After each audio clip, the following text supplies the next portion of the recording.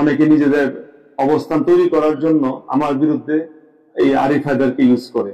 আমি যেন কাঙ্ক্ষিত অবস্থানে আসতে পারি অথবা তারা যেন ভালো অবস্থা যেতে পারে, সেটার একটা কন্দল হিসেবে আলটিমেটলি এই সংবাদ সম্মেলনটা করে। যে কোনো টেন্ডার প্রক্রিয়া একজনের হাতে কখনো হয় না। এই টোটাল প্রসিডিউরের সাথে আমার কোনো ইনভলভমেন্ট নাই। আমার রাজনৈতিক ক্যারিয়ার নষ্ট করার জন্য কিছু কিছু লোক আমার বিরুদ্ধে লেগে যায়। আপনাদের মাধ্যমে আমার বিরুদ্ধে আনা যে অভিযোগ, সেটা ক্লারিফিকেশন করতে চাচ্ছি। আমার বিরুদ্ধে যে অভিযোগ আনা হয়েছে, সে অভিযোগটি সম্পূর্ণরূপে মিথ্যা, ভিত্তিহীন এবং উদ্দেশ্যমূলক।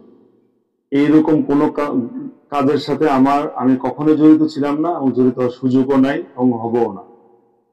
আপনারা জানেন, আমরা যারা রাজনীতি করি, যেহেতু আমি ড্যাবের রাজনীতি করি, গত 17টি বছর ধরে আমি ড্যাবকে নেতৃত্ব দিচ্ছি এবং বিভিন্ন সময় বিভিন্ন রকম পোস্ট হোল্ড করেছি। এবং বিএনপি যখন ক্রান্তি লগ্ন ছিল 5 আগস্টের আগে, তখন আমি বিএনপি ড্যাবকে ফুল সাপোর্ট দিই। এবং আপনারা জানবেন 28 অক্টোবরে যে আন্দোলন 23 হয়েছিল, সেখানে আমার এই হসপিটালে, আমার এই বাসায় অনেক ডাক্তার, প্রায় 300 জনের মতো ডাক্তার বিএনপির নেতাকর্মী ছিল। তখন অনেক রিস্ক নিয়ে আমরা বিএনপির জন্য কাজ করেছি। এখন 5 আগস্টের পর যখন প্রেক্ষাপট চেঞ্জ হয়, তখন আমাদের কিছুদিন আগে 9 আগস্টে একটা ইলেকশন হয়। ইলেকশনে কমিটি রিফর্ম করার একটা পসিবিলিটি আসে, মেইনলি কেন্দ্রীয় কমিটি। আমাকে কেন্দ্রীয় কমিটিতে একটা ভালো অবস্থানে রাখার একটা সুযোগ হয়তো আসছে বা আসবে, সেইটা নিয়েই আসলে কোন্দল শুরু হয়।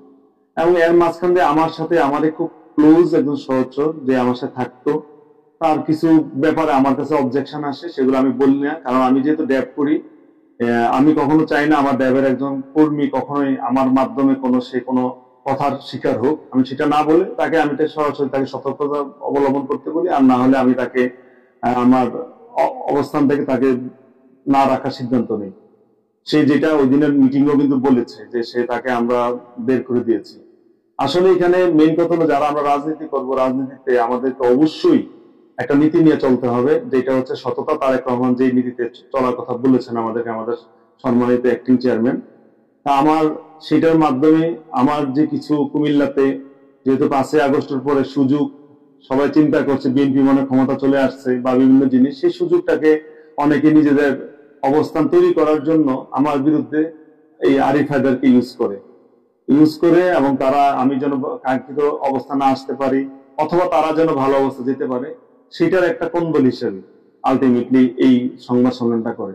আমার একটাই কথা, যে আমরা রাজনীতি করার মাঝখানে আমাদের মধ্যে অনেক কিছু হবে, সেটা ওপেনলি সরাসরি একটা প্রতিবাদ সভা এবং সাংবাদিককে ডেকে কোনো কিছু করাটা নিশ্চয়ই দলের জন্য ভালো কিছু বয়ে আনে না।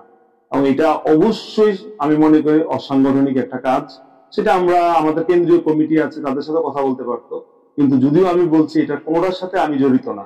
আর আপনারা খুব ভালো করে জানেন, যে কোনো টেন্ডার প্রক্রিয়া একজনের হাতে কখনো হয় না। এখানে প্রায় 10 থেকে 12 জন ডাক্তার থাকে এবং কুমিল্লা মেডিকেল কলেজের সিনিয়র প্রফেসররা পর্যন্ত এটার সাথে ইনভলভ।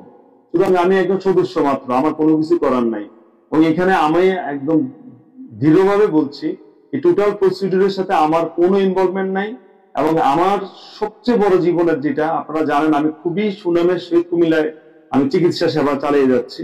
সুতরাং আমার সুনাম নষ্ট করার জন্য, আমার রাজনৈতিক ক্যারিয়ার নষ্ট করার জন্য কিছু কিছু লোক আমার বিরুদ্ধে লেগে যায়, এবং এটা আমি মনে করি তারা সফলকাম হবে না। অবশ্যই আমাদের যে সেন্ট্রাল নেতৃত্ব, তারা একটা সুষ্ঠু তদন্তের মাধ্যমে সেটাকে প্রকাশিত করবেন। এবং অলরেডি আপনারা জানেন, এটা কেন্দ্র করে আমাদের 3টা কমিটি কিন্তু গতকালকে বিলুপ্ত করে দেওয়া হয়। আমি মনে করি যে কেন্দ্র কখনোই ভুল ডিসিশন নিবে না। কেন্দ্রের প্রতি আমার পূর্ণ আস্থা আছে। আমরা চাই, আমি আহ্বান করছি, এখনো সময় আছে। আমরা বিএনপিকে ভালোবাসি, দেশকে ভালোবাসি, 5 আগস্টকে আমরা ধারণ করি। আপনাকে ধন্যবাদ। আসসালামু আলাইকুম। আমার অভিযোগ দেয়া, আমি যোগাযোগ করেছি, সেন্ট্রাল প্রেসিডেন্টের সাথে যোগাযোগ করেছি, উপদেষ্টা মহোদয়ের সাথে যোগাযোগ করেছি।